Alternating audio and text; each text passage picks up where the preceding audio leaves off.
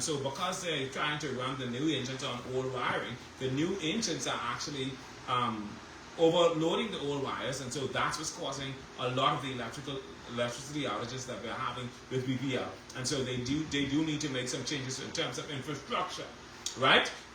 But my thing is, here is that you're having these days, all these days when you have no electricity, but yet your electricity bills are still astronomical, and they're tripling it to fuel surcharges and all that other stuff. You know why? Because they ain't got no one to answer to. Ain't no one putting no pressure on them and telling them what they could do and what they can't do. They talk about ERCA or whatever that, but you know what ERCA controlled by? Yeah, ERCA is like the Governor General.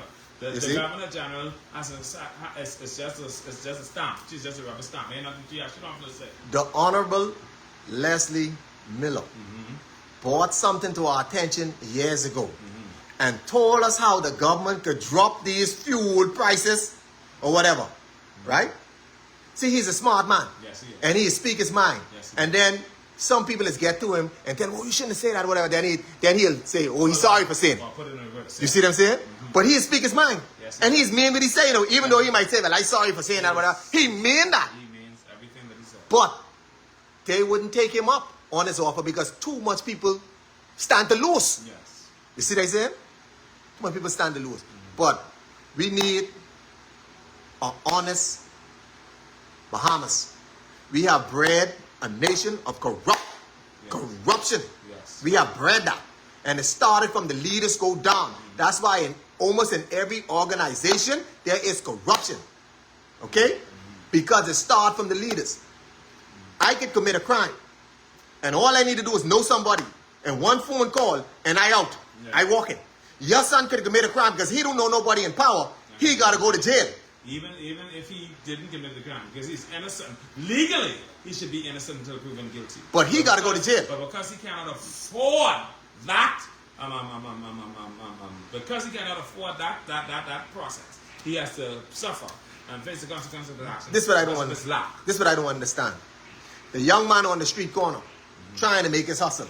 I don't encourage drug sales of any kind. No. But a young man on the corner, right?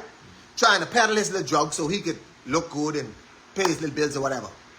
If the police pulls up on him and catch him and he has a little plastic baggy bag with 5 little balls of marijuana or whatever that, he gets a year for each package in that plastic bag.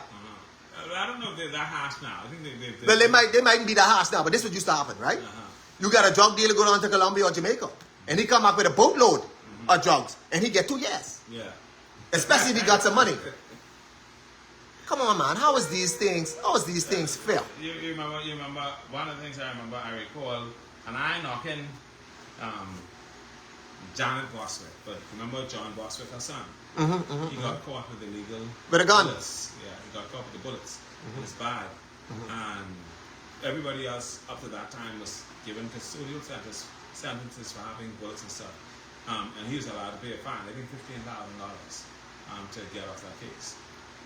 Well, thank God he paid something. Yeah, but I'm just saying, what I'm saying though is, maybe up to that time. No, you was getting jail for every bullet. You was getting 2 years for every bullet. Right. Yeah, you was getting 2 years for every bullet. But Yeah, my thing is, thank God he didn't walk free. Yeah.